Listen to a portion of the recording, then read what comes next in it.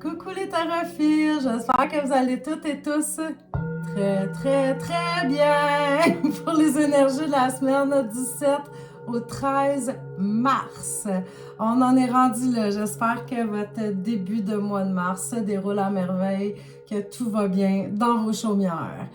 Mais pour en savoir un petit peu plus quand même, hein, pour voir... qu'est-ce que vous devez savoir? Qu'est-ce que vous devez entendre? C'est quoi les énergies de cette semaine-là? Ben, on va utiliser le tarot. Hein? Avez-vous fait le choix de votre jeu? Là, ceux qui ont choisi le choix numéro 1, c'était le Sun and Moon Tarot.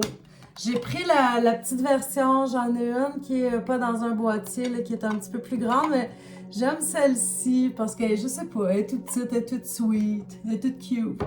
Fait que je vous souhaite une semaine sweet, cute. Donc, le Sun and Moon Tarot, les choix numéro 1, qu'est-ce qui s'en vient pour vous cette semaine? Ben, ça commence bien, mon affaire. Qu'est-ce que vous avez besoin d'entendre? Qu'est-ce que vous avez besoin de savoir? Qu'est-ce qui va se mettre en place? Que sais-je? Que dis-je? Comment ça va se passer cette semaine-là? Cette semaine-ci? Et voici, et voilà. C'est parti! Donc, pour les choix du Sun and Moon Tarot, allons voir. Vous commencez la semaine en pleine confiance, en pleine force avec la carte de l'Empereur.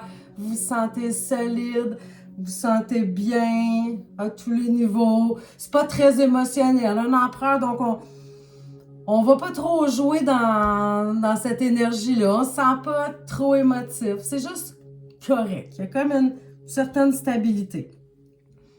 Ensuite, vers le milieu de la semaine, on a la carte de la Lune, mais inversée. Se pourrait-il que là, il y ait comme des espèces de pensées qui tournent dans votre tête, qui brassent, qui, je sais pas, qui créent peut-être un petit peu d'anxiété, vous vous projetez dans l'avenir, il y a des choses qui vous font un petit peu peur. Donc, on dirait que vers le milieu de la semaine, on perd un petit peu la force qu'on avait en début de semaine, je pourrais dire, mais ça se passe beaucoup à l'intérieur avec la Lune. Je dis pas que c'est un événement extérieur qui va venir vous déranger, mais c'est plutôt vous, comment vous sentez. Donc, peut-être faire attention à vos pensées, votre mindset qui est peut-être un petit peu négatif, un petit peu moins bon. Et vers la fin de la semaine, on a le pendu, mais inversé. Donc, encore là, on se sent peut-être pris dans une certaine situation.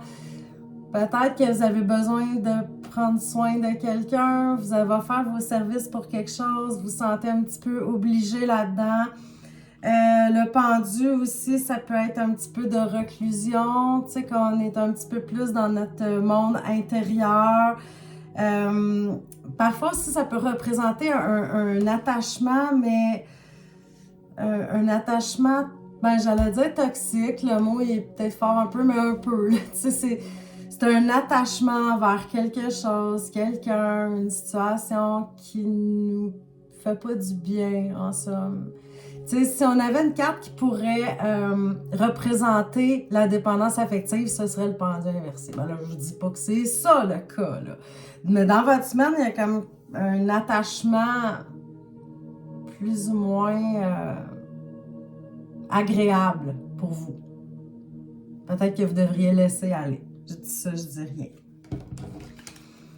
Alors, les choix numéro 1, c'est à ça que ça ressemble. Hein? On commence bien la semaine, puis après ça, il me semble, on va vers d'autres sphères. Je ne sais pas qu'est-ce qui va vous arriver, qui va créer ça. Vous me tiendrez au courant. Mais il y a toujours le discernement, cher tarophile, de vous dire que ceci est un tirage général.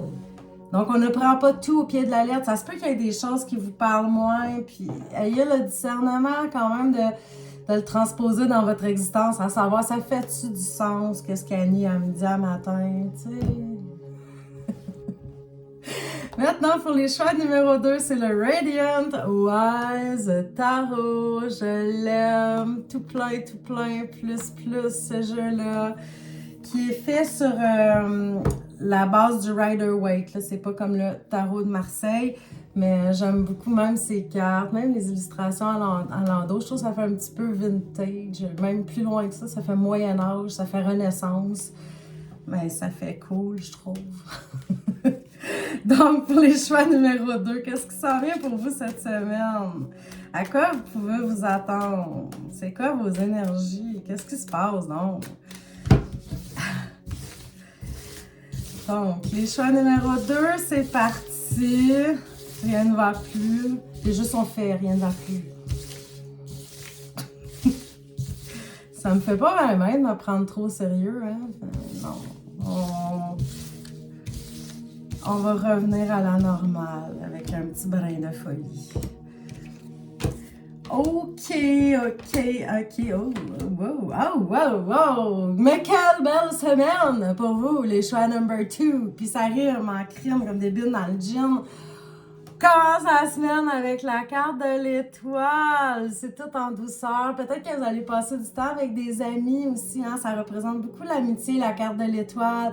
Elle est remplie d'espoir. On se sent guidé, on se sent protégé. Peut-être aussi que vous avez des messages de vos guides, de vos anges, que sais-je, que dis-je, mais vous vous sentez vraiment là, comme béni des dieux. Tu sais, ça va vraiment bien. Et vers le milieu de la semaine, on a la carte de la force en pleine puissance. Vous êtes en contrôle de ce qui se passe autour de vous. Vous sentez même une énergie là, physique, morale. Peut-être que vous avez effectué des changements dernièrement dans votre vie, puis que là, vous commencez à récolter en fait les efforts de tout ça et que vous vous sentez vraiment dans votre élément. Donc, on sent avec la force là, que c'est très, très, très puissant.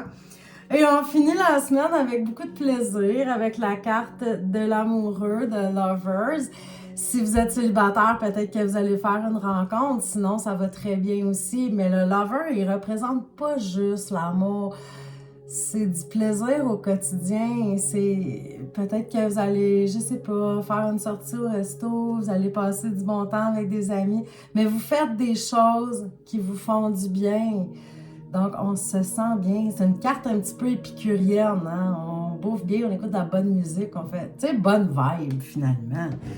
Fait que les choix numéro 2, ben, j'ai pas besoin de vous dire qu'en résumé, ben, vous avez une très belle semaine.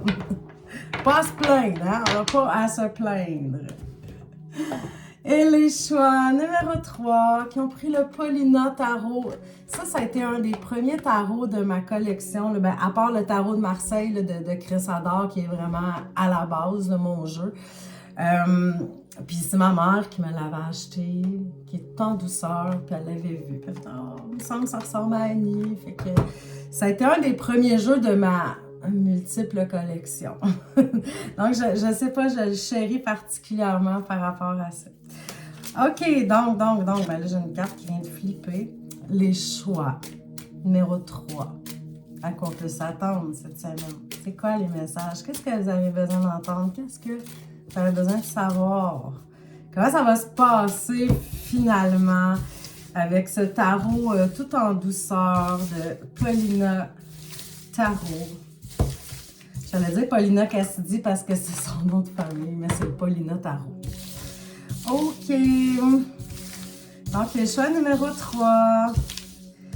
Qu'est-ce qui s'en vient pour vous? À quoi vous pouvez vous attendre? OK. Ça commence moins fun, mais pas grave. OK? Je m'explique. Vous avez la carte de l'impératrice inversée. Mais l'impératrice, c'est souvent des projets, des choses sur papier, des choses qu'on veut concrétiser. Je sais pas, peut-être que vous attendez le permis pour quelque chose, c'est un petit peu plus long, mais on sent qu'il y a comme des petits projets, des petites choses que vous vouliez faire en début de semaine, puis peut-être que ça se passe pas. Donc c'est un petit peu fâchant, mais c'est pas une carte si négative. Là. Ça peut être même juste un retard de quelque chose, t'sais. En tout cas, de quelque chose qui agace, c'est quelque chose qui fait que le début de semaine, il est moins trippant. En milieu de semaine, vous avez la carte de la justice, encore là inversée. La carte de la justice qui a un balancier dessus, c'est qu'on trouve notre équilibre. Alors, si je me fie à votre début de semaine, qu'il y a eu un petit empêchement ou quelque chose qui vous a désorganisé, ben c'est possible qu'en milieu de semaine, vous cherchiez à retrouver votre équilibre, à sentir qu'il y a quelque chose dans votre quotidien qui fait peut-être moins de sens, tu sais, je ne sais pas. Mais on sent que vous essayez de retrouver ça et vous allez le retrouver. C'est une question de temps. Parce qu'à la fin de la semaine, on a la carte du monde qui est comme une carte de consécration, de réussite. Donc, peut-être que vous avez passé la semaine à jongler sur quelque chose, puis le week-end, vous allez enfin trouver la solution à votre problème. Vous allez sentir que tout est à sa place, sentir que le monde vous appartient avec la carte du monde. Donc, on reprend confiance. Et on se sent très bien avec la carte du monde, soit dit en passant. Peut-être aussi vous allez prévoir un voyage avec la carte du monde. Vous êtes là-dedans, je sais pas. Je sais pas. Comme je vous dis, ayez le discernement de le transposer dans votre existence. Ben, je vous souhaite à toutes et à tous une magnifique, merveilleuse, splendide, fabuleuse, bon, je vais arrêter, semaine. Je vous embrasse affectueusement. Bye les tarophiles!